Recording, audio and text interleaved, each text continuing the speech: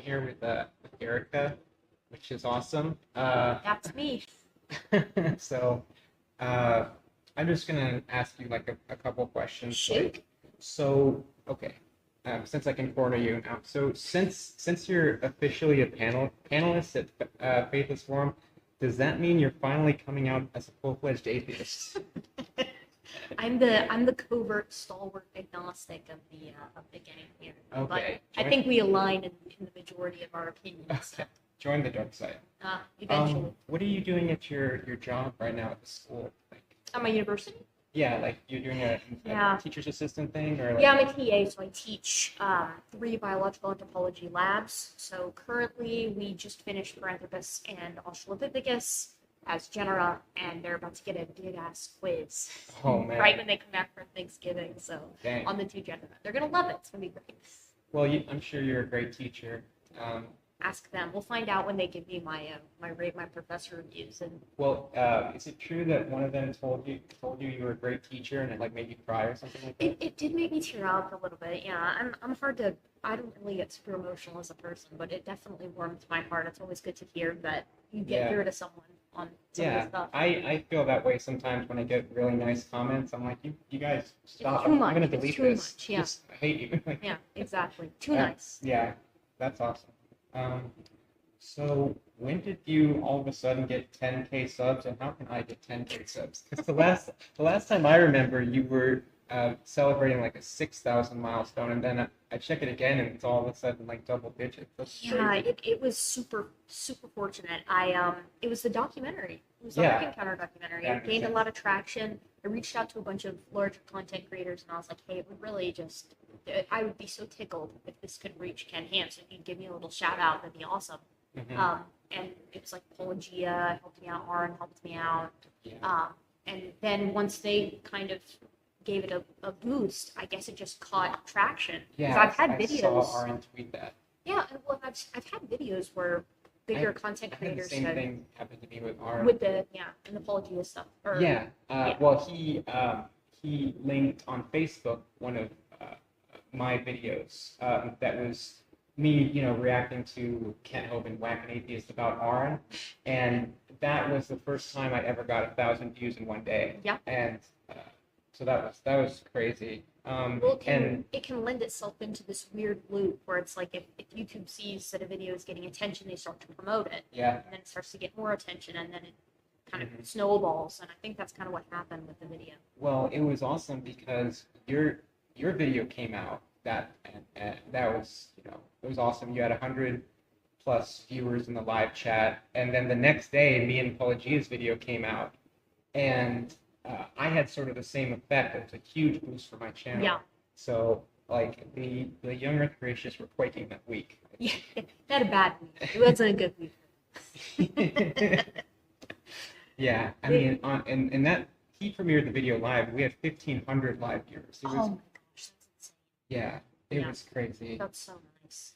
And Um, people love the Kent Hovind subject too, Yeah. especially right now. He's in some hot water, so yeah, and I like to think of it as it's not, I don't think, just drama, because we're literally just like reading news articles, yeah, So, but he did such a great job of editing that video and layering the stuff together and taking like, the research I did and stuff that I said, and just the way he put it together was, for me, it was like watching it for the first time, even though we collabed on it. Paul is remarkably good at editing, but it helps that you're like the resident Kent Hovind historian. So it's like you got all the scoop Yeah. on him. I did a lot of research for that video, but really, I that was the culmination of like the past 2 years of me watching these videos. You know what I mean?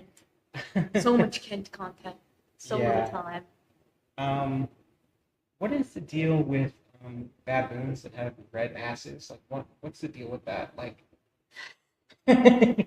Well, it's called it's the, no God, yeah. Well, I mean, we could talk about that. That's actually pretty common for catarrhine primates in general. So old world monkeys a lot of times have extra swellings. Typically, the scientific term for it is tumescence. Yeah. This idea that in popular culture, they usually give the male baboons red asses, but while they do have a brightening of the genitals around the time that they are like, particularly competing for females, it's usually the females that have the exaggerated sexual swellings, and that's what they call them, sex swellings. And the reason is because they're basically advertising to all the males. They're saying, "Hey, I'm an estrus." So it's kind of similar to like bright coloring of like peacock's feathers or kind of, birds. kind of, except it occurs only when they're receptive. Okay. So they will only swell up like that when they're actually ready to mate. And then they will selectively choose because it's male competition and female choosiness in most of these old world monkeys, but not all of them, right? And interestingly enough, there is a gelada. It's a baboon, but it's not really. It's a different genus. I thought that was a type of ice cream. That's gelato. Yeah, very close. And they have evolved these beautiful capes along their backs, so you can't actually see their asses, for lack of a better term. And so instead, they have evolved these bright red chests as sort of a new way to signal. And when females are an estrus, they get these disgusting blisters all over their chests where they're basically saying, "Hello, I'm an estrus," and males will get them too. So it's really interesting. And so it's basically so they'll know. So you said it was the males or the females that get this. In most old world monkeys, specifically cercopithecoids, it's going to be the females that get these estrus swellings. In geladas, males will also get these exaggerated kind of necklace of blisters so that they can say, "Yeah, I'm ready to compete. I'm ready to try to get the females' attention," and the females will too, because their cape covers their asses, so that they can't actually. There's no benefit for the swelling factor. But in the old world monkeys, it's sort of so the males know when the females compete. And Essentially, yeah. Do they compete for the female? Yeah, and it's female choosiness, so if she's not. They do, yeah. That's scary. Oh yeah, yeah. Male baboons are highly sexually dimorphic. Dimorphism is my jam. That's what you wrote your thesis on. Yeah. So you've got some critters like baboons and macaques where males will have these big, massive canine teeth that they use to compete for females. And then you have something like chimpanzees where males and females are roughly the same in their canine tooth size and they're not that exaggerated. And then you have the other end of the spectrum, which is gibbons. So hylobatids, where males and females both have these big scimitar canine teeth, and they will defend their territory and resources as a unit.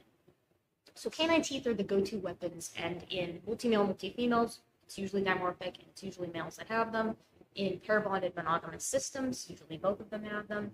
And then you've got the harem-based systems, which it depends. So it's interesting stuff. That's awesome. Well, I had to throw in some type of question to let you Right. nerd out about. Well, I love tumescence. I never get to talk about tumescence because people are really weird about it. I mean, and I kind of understand it's a sex swell. So I was curious. I think it's fascinating, really. yeah. Okay, so I've got you cornered for the final question. Are you a geneticist? Listen, I need to be abundantly clear. I, Gutsy, Gibbon, Erica, am not a geneticist. So you can add that to the list. Okay. Well, thank you, Erica. Yeah, of course.